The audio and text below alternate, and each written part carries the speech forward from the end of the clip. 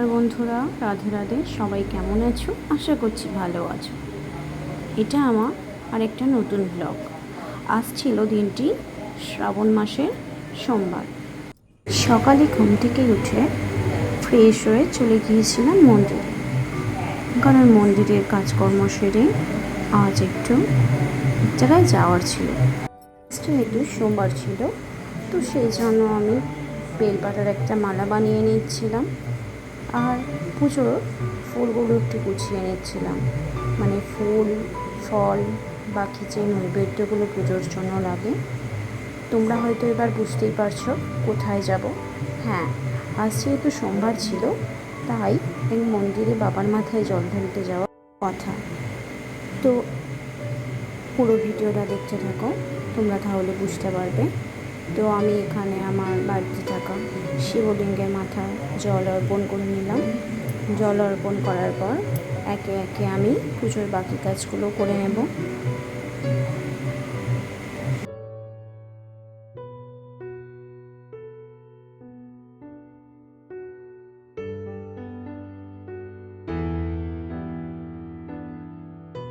পুজো complete হয়ে যাওয়ার পর আমি আমার রুমে এসে আজকে যেই পোশাকগুলো পরে যাবো সেগুলো একটু বের করে নিচ্ছিলাম, সেটাও তোমাদের সঙ্গে একটু শেয়ার করলাম।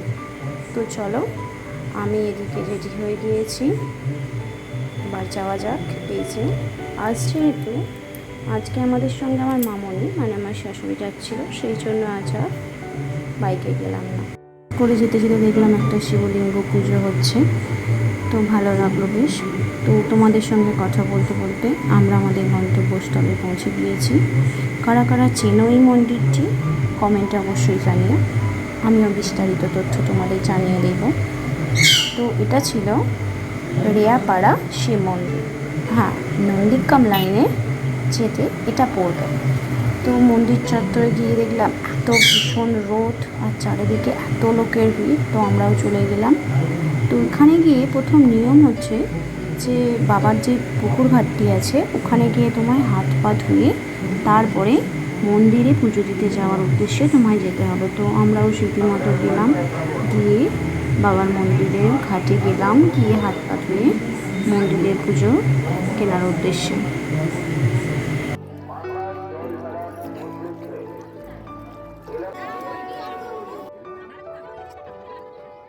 মামনি এদিকে পুজোর জন্য একটু সন্দেশ আর একটা মালা কিনে নিচ্ছিল। তো ভীষণ রোদ, তো আমি মন্দিরের এক চাতালে বসেছিলাম পুজোর ডালে নিয়ে, আর ওদিকে আমার হাজব্যান্ড গিয়েছিল টিকিট করতে। কারণ এখানে পুজোর নিয়ম হচ্ছে তোমায় টিকিট করে তারপরে তুমি মন্দির চত্বরে মানে বাবার কাছে জল ঢালতে যেতে পারো। তো দেখতেই পাচ্ছ তোমরা কি ভীষণ পরিমাণের রোদ আর লাইন।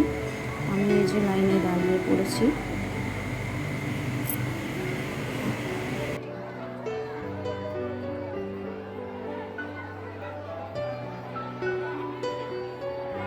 প্রায় 2 ঘন্টা কাছাকাছি ওয়েট করার পর তবে বাবার কাছে গিয়ে পৌঁছালাম। মানে অবস্থা পুরো একদম খারাপ হয়ে গিয়েছিল, তোমরা দেখেই বুঝতে পারছো হয়তো। তো এত মানুষের ভিড় মানে বলার মতো না। গর্ব গিয়ে এই যে বাবার রূপ দেখতেই পাচ্ছ। মানে এই মন্দির সম্বন্ধে একটা বিশেষত্ব শুনেছি নাকি, এই মন্দিরের শিবলিঙ্গটা প্রতি বছর একটু একটু করে বাড়ে। তো জানি না এটা কতটা সত্যি কিনা, আমার জানা নেই, কিন্তু তোমরা কেউ জেনে থাকলে অবশ্যই কমেন্টে জানাও।